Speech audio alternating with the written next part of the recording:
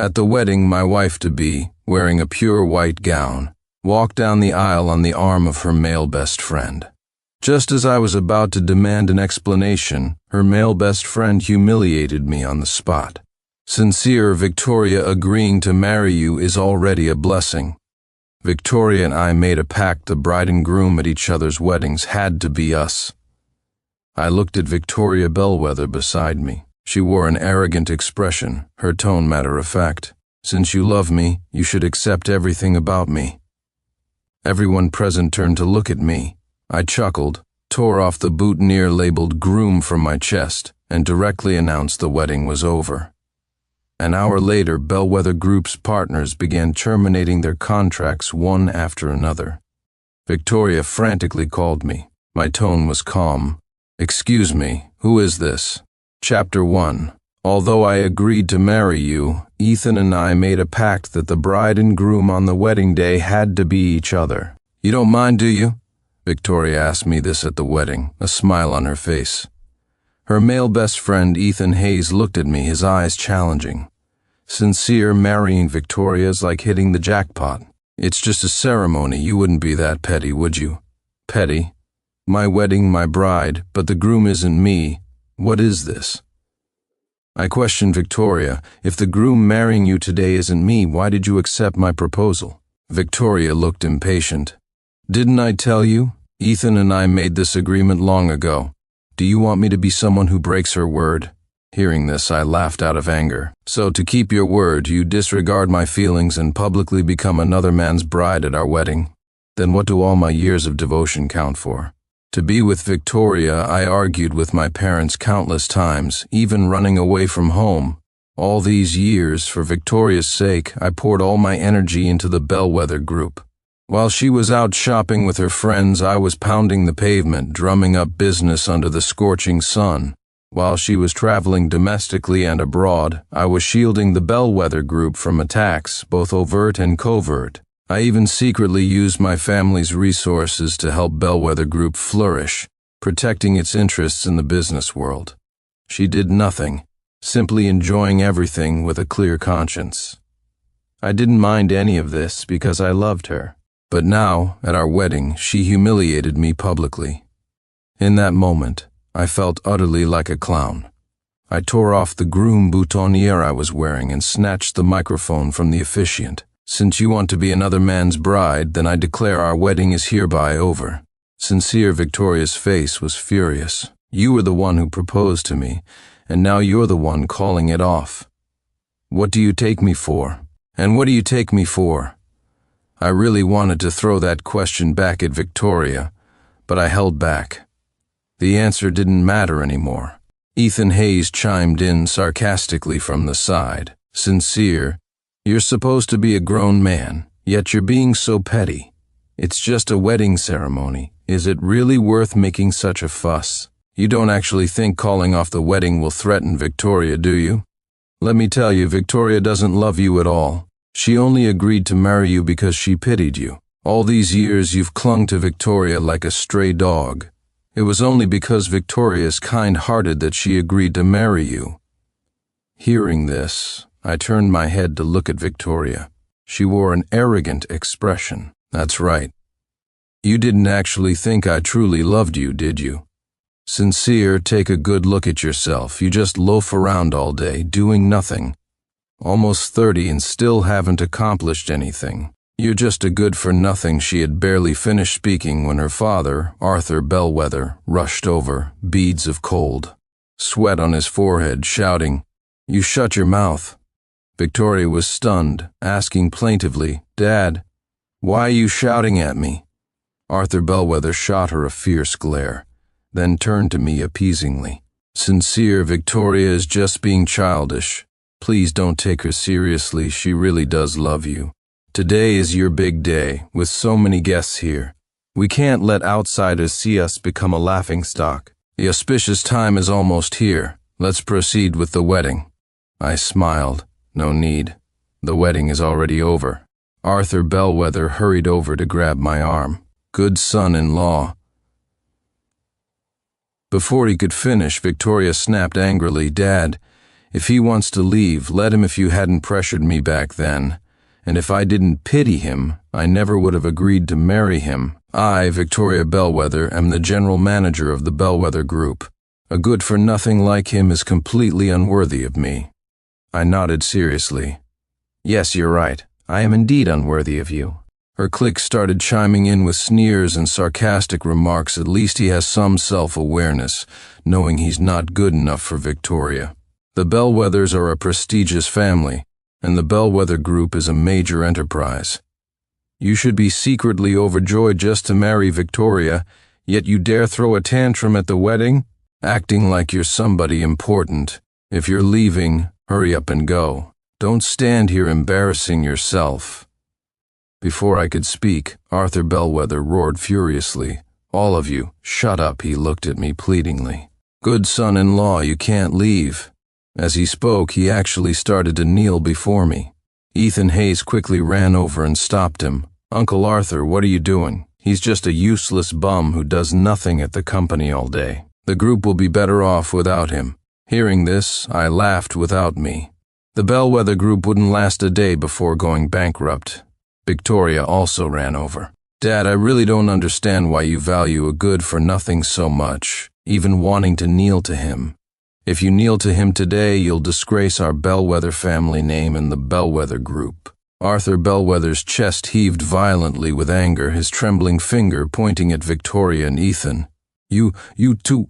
Then his eyes rolled back and he collapsed unconscious. "Dad, Uncle Arthur, Chairman." The scene immediately descended into chaos. Victoria glared at me furiously. "Sincere, if anything happens to my dad, I will never let you off the hook." I looked at her, my eyes calm. I once loved her so much, but now I only found her face repulsive. For her, I gave up easily attainable wealth and status, silently protecting her, safeguarding the Bellweather family's interests in the business world. The day she agreed to marry me, I thought my years of effort had finally paid off. Instead, what I received was humiliation from her and Ethan Hayes. "Victoria, let me ask you one last time, did you ever love me?" Victoria scoffed. "Love? Would you love a dog that has no abilities and just clings relentlessly?" I slowly nodded, feeling no disappointment. "That's good." Victoria frowned. "Sincere, have you lost your mind? I said I don't love you, and you say that's good." The corners of my mouth lifted slightly. "Because you don't love me, I'll have no reservations when dealing with the Bellweather Group later." After walking out of the wedding venue, I took out my phone and called my father. "Dad, it's over between Victoria and me." "Understood. I'll make the arrangements." "Dad, My nose suddenly tingled. Back then, because of Victoria, I argued with my parents more than once, even ran away. Thinking back now, I was truly unfilial. My father interrupted me. "Let's not talk about the past anymore. When are you coming back?" "In a while. I need to settle things here." "All right." My father asked a few more concerned questions before reluctantly hanging up. Before I even got home, Victoria's call came through. She roared furiously. "Why have all the group's partners terminated their contracts? Was this your doing?" I replied nonchalantly. "Excuse me, I'm just a good-for-nothing who loafs around at Bellweather Group. Partnerships aren't my responsibility." "You, Sincere, don't think you can use these tactics to force me to marry you. Let me tell you, I don't love you at all. I, Victoria Bellweather, brought the Bellweather Group to where it is today through my own abilities. Even if all partners terminate their contracts, I can still lead the Bellweather Group through this crisis." I found it amusing. "Well then, good luck to you." She really thought the Bellweather Group's success was all her doing. Without me, the company would have been swallowed up long ago. Since she thinks she's so capable, I'll just wait and see. That evening, I received a call from Arthur Bellweather. "Good son-in-law."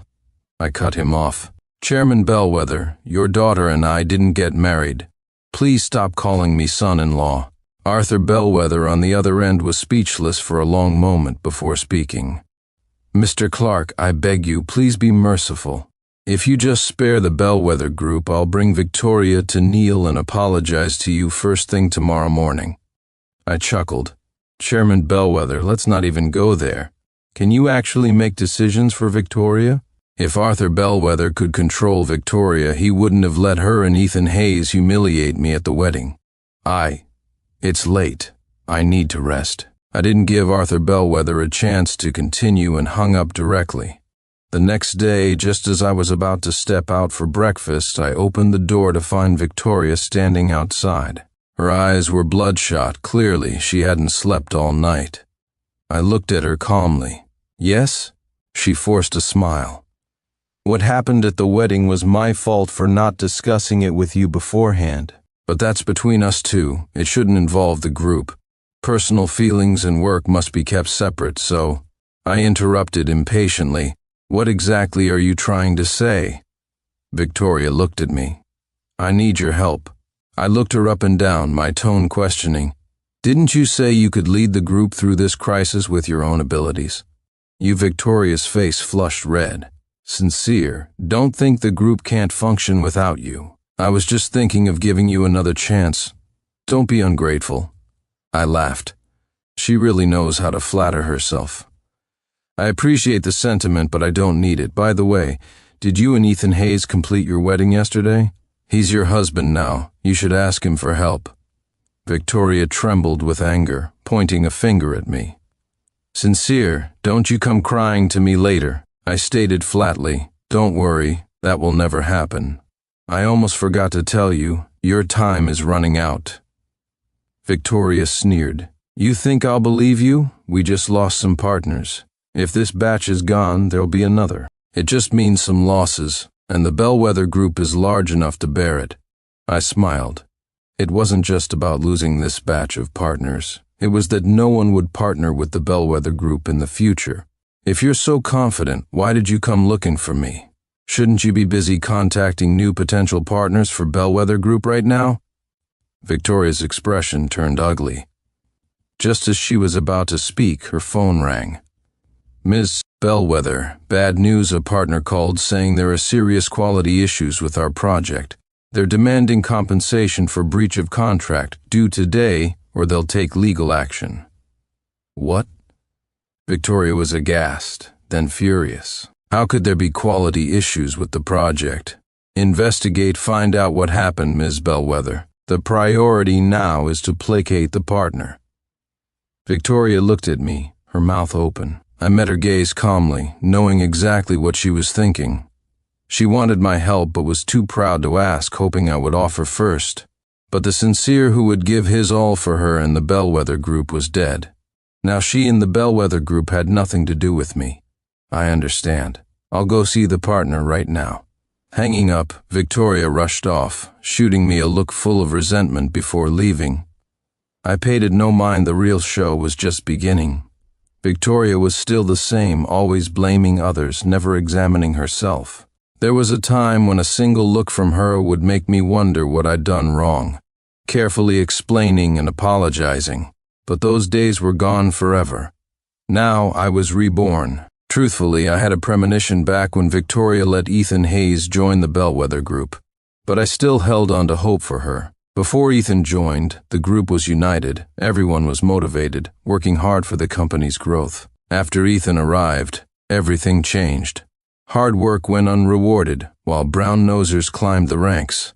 I had spent years building the Bellweather group to its current scale, but Ethan took only a month to turn the staff against the management, filling the place with complaints. I reported this to Victoria more than once. Each time, she'd sneer. Ethan has a master's degree in business administration from abroad. You think he doesn't understand management? You just hold a nominal position here, killing time. What do you know? Sometimes, when the argument got heated, she would yell at me. Sincere, I am the general manager of Bellweather Group. I call the shots here. I don't need you overstepping your bounds. Just collect your salary and coast along. I couldn't understand why she had absolutely no trust in me. Years of relationship, years of dedication, she saw it all. Just because Ethan was her male bestie, she trusted him more than me? If I hadn't wanted an answer, I would have left long ago. My father called. I've already put the word out. This time, don't be merciful.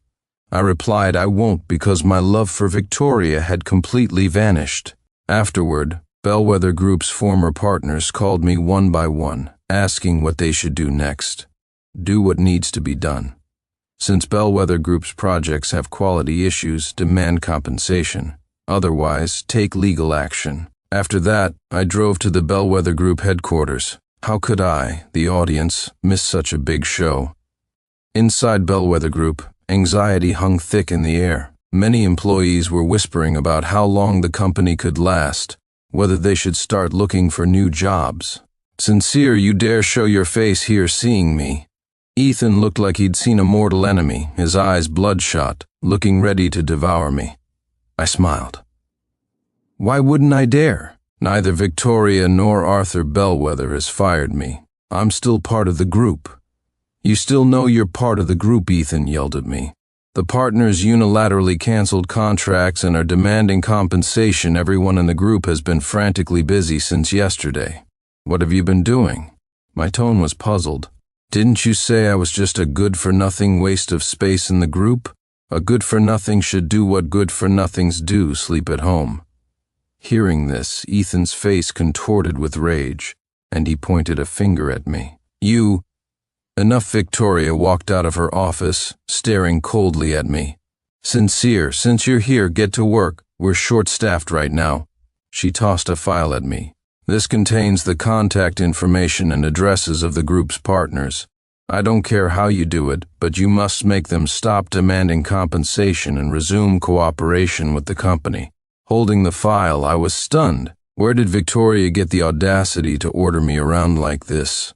Did she really think I came to the group to surrender to her? Ethan glared at me. Get going. If the group doesn't survive this crisis, it's all your fault. Hearing this, I laughed out loud despite myself. I casually tossed the file onto a nearby desk and looked leisurely at Victoria and Ethan. Aren't you two a bit too confident? No, perhaps conceited is the word. Thinking everyone revolves around you, obeys your every command. Victoria frowned. Sincere, what nonsense are you spouting? Didn't you come to the group to give in? To beg me for another chance? I've given you the chance now. As long as you can get the partners to withdraw their compensation demands and cooperate with the group again, I can consider marrying you again. Huh? I gaped, looking Victoria up and down as if seeing her for the first time. Victoria, it's only today that I truly see you. Your skin is as thick as a castle wall. I really want to ask what brand of makeup you use to be able to say such shameless things. She still thought I was the Sincere who loved her to the bone, who couldn't live without her. Absolutely clueless. How could someone like this, if not born into privilege, possibly be qualified to run Bellweather Group? With this personality, even without my intervention, Bellweather Group would collapse soon enough. Looked at another way, I was actually still helping her. Sincere Victoria trembled with rage, slamming her hand on the desk. I am formally informing you now, you have completely lost any chance with me. I couldn't help but roll my eyes. Idiot, the commotion attracted the attention of nearby employees. Ethan's eyes darted around, and he sighed theatrically. Sincere, I know you're angry with Victoria, but feelings are feelings, and work is work. Look at the employees around you. Can you bear to see them lose their jobs? As soon as he spoke, the managers and supervisors he had promoted, all sycophants, began to speak up. Yeah, Sincere, you're part of the group too. Can you really bear to see the group suffer huge losses? Maybe even go bankrupt? Sincere, I just don't get it. What good does it do you if the company fails? I don't know about anything else, I just know I can't lose my job. Sincere, I'm not asking for your mercy, just asking you to show some kindness. Listening to the accusations piling up, I sneered, trying to guilt-trip me. You've got the wrong idea, and you've definitely got the wrong person. I started calling out names: Gregory Miller, Laura Davis, Wendy Harrison, Leonard Wilson. These were all hard-working employees who had been ignored by Ethan, their talents unrecognized. Today I was giving them a chance. Come with me. I guarantee you a bright future. Sincere Victoria was furious, poaching my employees right in front of me. Do you think I'm dead? I didn't even look at her. I addressed the people I had just named. The opportunity is here. Whether you seize it is up to you.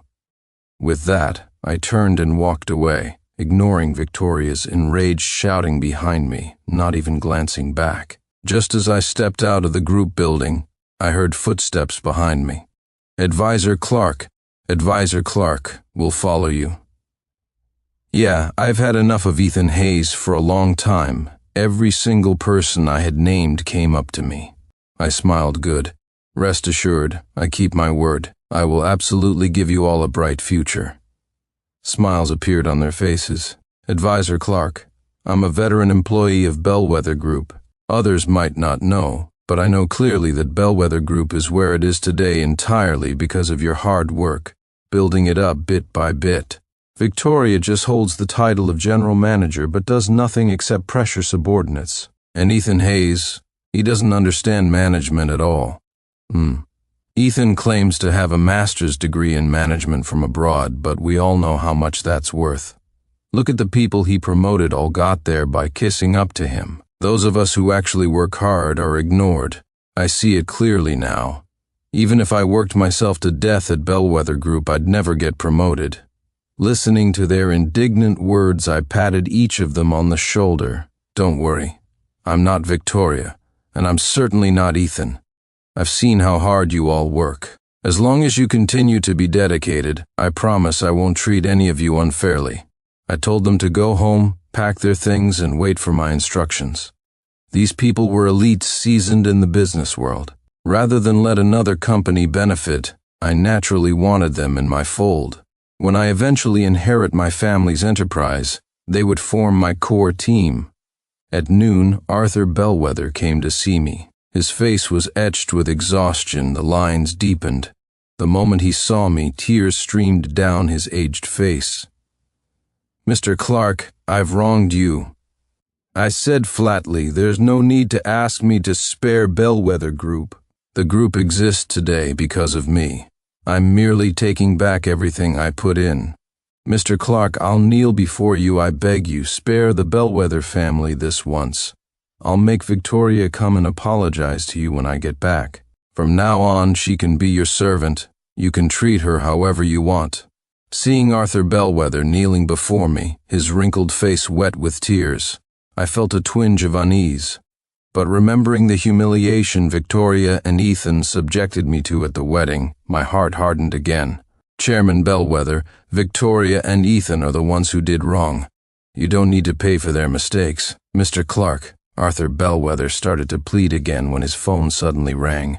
Bad news, Chairman partners are sending us legal notices one after another. They've initiated legal proceedings. Thump. Arthur Bellweather's phone fell to the floor. His eyes closed and his body slumped backward. I called an ambulance and watched as Arthur Bellweather was taken away. That night, Victoria came to me crying. Hubby, I was wrong.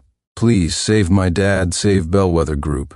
She wept beautifully, her exquisite makeup smudged, her eyes filled with desperation. I noticed one of her feet was bare. Surprised, I asked, did you run here? Yes, she sobbed. I ran all the way from the hospital. The doctors say Dad is on the brink of death. Hubby, only you can save him now. I'm begging you. She grabbed my hand, pleading pitifully. I'll do anything you ask. Saying this, she reached up to unbutton her blouse. I stopped her, saying coolly, Excuse me, who might you be? What does your father's critical condition have to do with me? Victoria looked at me in disbelief. Hubby, what are you saying? Sorry, you have the wrong person. I'm not your husband, and I certainly can't save your father. Sincere, do you really want to push me to my death? Victoria screamed at me, her expression filled with grief and indignation. My face remained calm. The person pushing you to your death is yourself, not me. In this relationship, I was always the one giving unilaterally. Victoria took everything for granted and even humiliated me publicly at the wedding with her male bestie. In that moment, my heart died completely. I never owed her anything. It was she, the Bellweather family, and the Bellweather Group who owed me a great deal. Therefore, I felt no sympathy for them, nor would I be magnanimous enough to forgive them like some saint. On the wedding day, I had asked Victoria if she had ever loved me. Her answer, "Would you love a dog?" If she had shown even a shred of love for me in her answer, I would have left a path open for her, for the Bellweathers, and for the Bellweather group. But she didn't just a dog. What despairing sarcasm. Victoria pleaded again. If you won't help, that's fine. Can you just let me meet with the group's partners? Just once, I refused coldly. You overestimate me. I don't know them. Victoria completely broke down, screaming in despair. Sincere, can you be this heartless? What good does it do you if Bellweather Group collapses? It didn't really benefit me. I didn't care about Bellweather Group's meager assets, but it made me feel better. My peace of mind is priceless, and resolving this grudge is what matters most. After that, I paid no more attention to Victoria or Bellweather Group and went straight home, because the question that had long puzzled me finally had an answer. Victoria didn't love me. That's why she trusted Ethan more than me, why she was blind to my contributions. A month later, my secretary, Isabel Moreau, sent me a live stream link. President, take a look at this. The screen showed a funeral in progress. Isabel explained beside me. Arthur Bellweather of Bellweather Group passed away last week. This is the live stream of his funeral. I remained indifferent. Arthur Bellweather wasn't entirely innocent regarding my relationship with Victoria. Although he respected me, it was only because of my status. More crucially, he knew Victoria and Ethan were close but didn't intervene. If he had firmly stepped in as a father, Victoria and Ethan would never have dared to humiliate me publicly at the wedding. Why is his funeral being live-streamed? I asked. Isabel replied. His daughter Victoria requested it. The specific reason isn't clear yet. I couldn't believe it, live-streaming her own father's funeral. What was Victoria planning? I soon found out. In the live stream, Victoria clutched Arthur Bellweather's urn, sobbing hysterically. Sincere, are you watching? If you are, then look closely. Look at my father's ashes. Doesn't your conscience bother you? Years ago, when you had nowhere to go, it was my dad who took you in, made you an advisor to the group, and pressured me to marry you. He showed you great kindness, and how did you repay him? You watched him die in the hospital. You clearly had the power to save him, but you remained cold-hearted and indifferent. Sincere, today is my father's funeral, yet you don't even show your face. Let me ask you, is your heart made of stone? Watching Victoria sobbing hysterically on the live stream, accusing me vehemently, I felt a surge of anger alongside my disbelief. She was live streaming Arthur Bellweather's funeral just to ruin my reputation? Was she even fit to be called a daughter? Ethan knelt beside Victoria, recounting my supposed misdeeds at Bellweather Group word by word. He claimed that I used my advisor status to throw my weight around, meddling in everything despite knowing nothing about management, causing internal chaos and widespread complaints. Hearing this, I couldn't help but chuckle. What a masterful reversal of the truth, but the uninformed netizens believed it all. Ungrateful snake. Sincere, why don't you just die? Pfft. Calling him an ungrateful snake is too kind. He's simply heartless. Don't insult wolves and dogs. Even animals are better than him. A flood of vile comments filled the screen. Isabel looked at me cautiously. President, should we counterattack? I smiled. No need. Counterattacking now would play right into Victoria and Ethan's hands. As long as they insisted I caused Arthur Bellweather's death and didn't attend the funeral, enraged netizens wouldn't listen to my explanations. No rush. Let things ferment for a while. When the netizens' anger cools and they can think more rationally, that will be the right time to strike back. Find out exactly where the quality issues in Bellweather Group's projects originated. Gather evidence. Yes, sir, my lack of response emboldened Victoria and Ethan. They frequently went live to denounce my actions, painting me as the ultimate villain. The online clamor against me grew louder. Sincere, come out. Sincere got the guts to do it, but not the guts to admit it. Sincere, you're worse than a dog. But as time passed, some netizens regained their senses. Why would Sincere do this? Yeah, people usually have reasons for doing things, right? He can't just be purely evil, can he? Such voices grew online. I decided it was time and instructed Isabel to arrange a press conference. On that day, Victoria and Ethan showed up, furiously denouncing me in front of all the reporters. Sincere, you finally appeared. I thought you were going to hide like a coward forever. Sincere, Uncle Arthur was so good to you, yet you ungrateful snake, repaid kindness with malice. Go kneel at Uncle Arthur's grave and confess your wrongs. I watched them with a cold smile. Such audacity, daring to come even though they knew I was holding a press conference.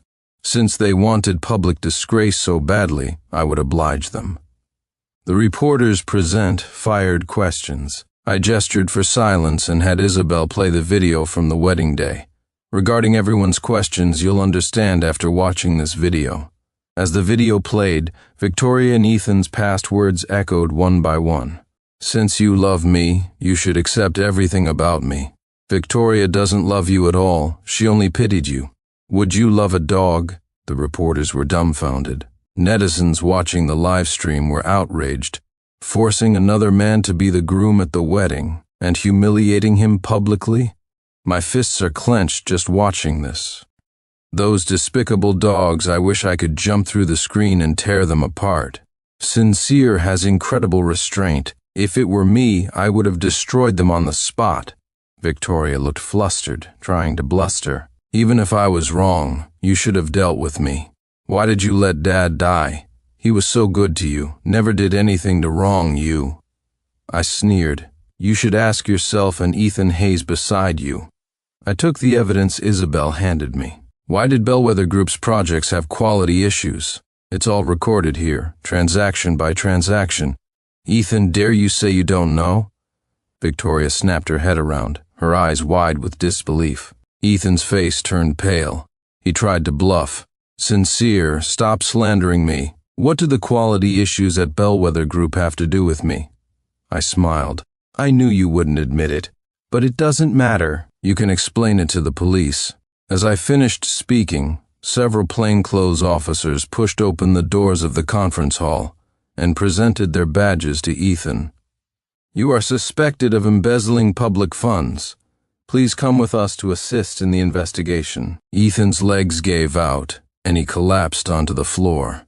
At last, the truth was revealed. Ethan, exploiting Victoria's trust, had not only accepted kickbacks, but also embezzled public funds from Bellweather Group's projects. A week later, the court heard the case and sentenced Ethan to 30 years in prison. That night, Victoria came to me, weeping. Hubby, I only now realize how terribly wrong I was. Dad is dead, the group is bankrupt. All I have left is you. I smiled faintly. Miss Bellweather, are you perhaps mistaken about something? You and I no longer have any relationship. With that, I got into my car, leaving Victoria crying despairingly on the spot. Life is like that. You can't undo your mistakes. Everyone must pay the price for their errors. I spoiled Victoria excessively, leading to my humiliation at the wedding. Victoria trusted Ethan excessively, acting recklessly, leading to her family's ruin and her father's death. As it was for me, so it was for her.